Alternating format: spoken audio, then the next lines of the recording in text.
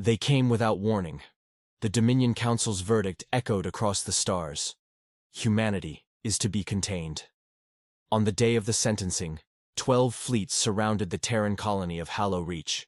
Its skies were silver with alien ships, sleek, curved, glimmering like blades in sunlight. The people below, miners and engineers, stood in silent disbelief as the first bombardment began. It wasn't a war. It was an execution. By decree of the Galactic Council, spoke the Dominion Chancellor, his voice carried across the open frequencies. The Human Expansion Authority is hereby disbanded. Its colonies are dissolved. All vessels bearing the Terran insignia will be seized. His tone was cold, efficient, like a bureaucrat reading an obituary. When the last message faded, the fleet opened fire. Orbital strikes turned cities to glass. Civilian transports were swarmed, boarded, their crews dragged into the void in chains. The aliens broadcast their humiliation across every system, showing Terran children kneeling under Dominion guards, flags torn, embassies stormed. They called it pacification. They said it was mercy. The Dominion believed humanity had grown too bold, claiming worlds beyond their station, standing as equals among species that had ruled the galaxy for millennia. And so, they chose to break them, to remind them of their place. But there was one thing the Council never understood.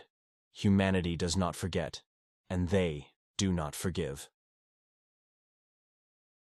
The Council's triumph. The alien delegates gathered in their glass towers above the capital world of Virex Prime, 1,000 light-years from the smoldering ruin of Hallow Reach. Beneath their crystalline domes, the galaxy's most powerful races celebrated the end of a problem species. The Chancellor of the Dominion, Valeth, of the crystalline Lithari, stood before the assembly, a being of prismatic light. The humans brought this upon themselves. They overreached. They colonized beyond their capacity. The galaxy will remember our mercy today. Laughter filled the hall. The Kasari warlord clanked his talons together, his mandibles flexing in amusement. Mercy? You should have vaporized their homeworld. They are pests, resilient, stubborn pests. You will see. The Chancellor's light shimmered with smug satisfaction. We have already seen, General. Their fleets were obsolete, their technology decades behind. Their ships crumbled under our first volley. Their command surrendered within hours. Humanity will not rise again. The hall echoed with approval, applause like a storm of arrogance.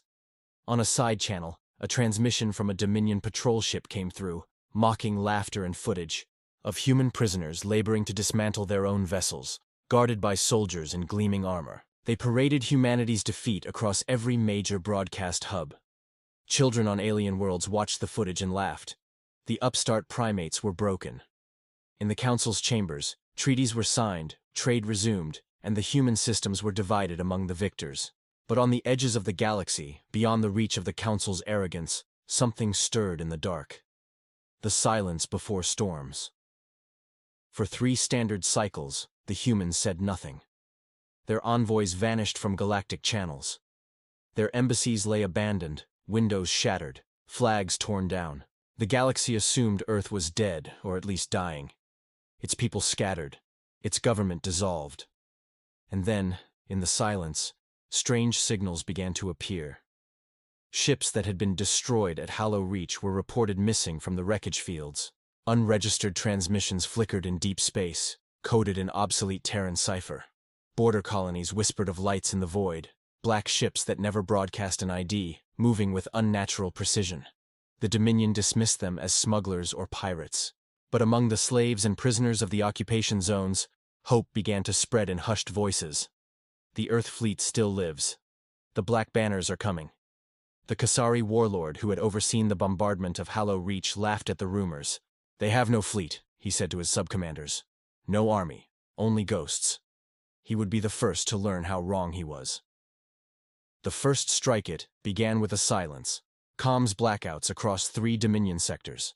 Then came the screams.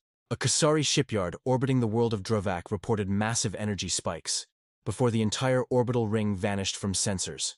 The feed returned seconds later, showing only a burning crescent where the shipyard had been. Witnesses described dark ships, matte black and angular, dropping out of slipspace without a flash, without a sound. Their weapons were not plasma or railguns. They were something else. Slivers of light that carved through capital ships like vapor. The Dominion scrambled a counterfleet. None returned. In the hours that followed, more reports flooded in. Outposts gone dark, fleets missing, entire communication networks burned out by precision electronic strikes. And then, across every major channel, a single broadcast played. It was a human voice. Calm. Cold. "This is Admiral Reyes of the Terran Restoration Fleet. You declared humanity chained. You enslaved our people. You destroyed our worlds. We are not your prisoners. We are your reckoning," the message repeated once. Then, silence. The galaxy shuddered. The flames unleashed. The Dominion mobilized everything. 2,000 ships, 5 war fleets, entire planetary garrisons. They gathered over Virex Prime, confident that the humans, if they existed at all, would never dare strike the capital. But the humans didn't attack the capital first. They went for the heart. Human intelligence networks, long believed destroyed, activated across dozens of worlds. Enslaved humans, scientists, dock workers, and captains rose simultaneously, sabotaging reactors, releasing viral codes, hijacking control grids. By the time the Dominion realized the scale of infiltration, their fleets were already crippled. And then came the storm. From the dark between stars emerged the Terran dreadnoughts. 30 kilometers long, armored in obsidian composite, their hulls absorbing all light. They were not designed for intimidation. They were designed for erasure. Each bore a name burned in silver along the hull. Retribution. Hallow's Fire. Nemesis. Sovereign. The humans had not rebuilt their fleet. They had transcended it. The first assault shattered 3 Dominion sectors in under 12 hours. Planetary defenses fell like sand before the tide. The Kasari warlord who mocked humanity saw his fortress world encircled by black ships. His last transmission, intercepted across open channels, was a scream cut off mid-sentence. On the Dominion capital, the council panicked. "Negotiate!" some shouted. "Appeal to mercy!" others cried, but there was no reply. The humans had no interest in diplomacy. They came not to bargain, but to end it. When fire spoke, the final battle was not a battle, it was judgment.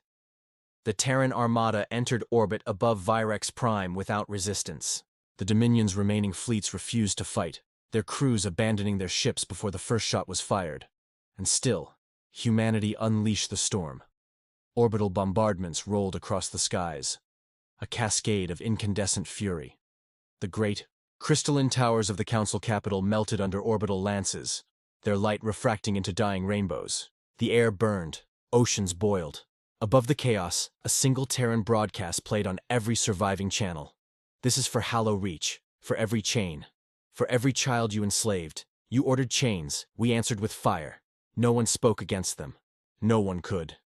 The Council's seat of power, the same chamber where they laughed and signed humanity's sentence, was consumed in a single blinding beam from orbit. The crystalline walls vaporized, their ashes scattering into the void.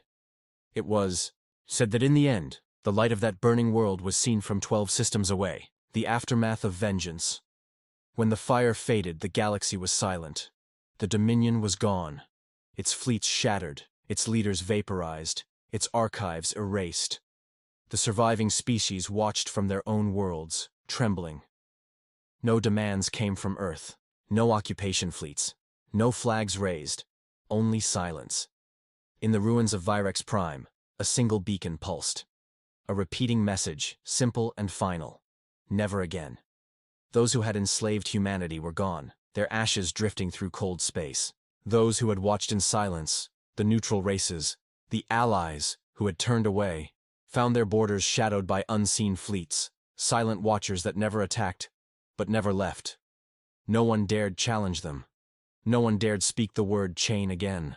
The galaxy's historians would later write, "The Dominion fell in a day, but humanity's patience lasted 3 years, and their vengeance, forever." They called the event the Fire Reckoning. The legacy of Earth decades past. Stars cooled, Empires rose and fell, but among every species, one rule endured, spoken in whispers, taught to every cadet, every diplomat, every ruler who ever looked towards Seoul. Do not provoke the humans. They had returned to silence, to isolation, watching, rebuilding, waiting. They expanded carefully, never boasting, never threatening. But everyone remembered what happened when they were wronged. The Dominion had ordered chains. They had sought to bind the species that built fire from stone, that conquered their own death, that thrived on impossible odds. And in their arrogance, they had melted in that very fire. The final voice long after the last embers of war faded. An alien historian visited the ruins of Virex Prime. He found the melted remnants of the council chamber buried beneath black glass and ash, and there, half buried in molten stone, lay a human transmission relay, still active, still pulsing faintly after decades. He powered it on, a single message played. An old Terran voice, weary but resolute. To those who come after, remember this: we never sought war, we asked for peace.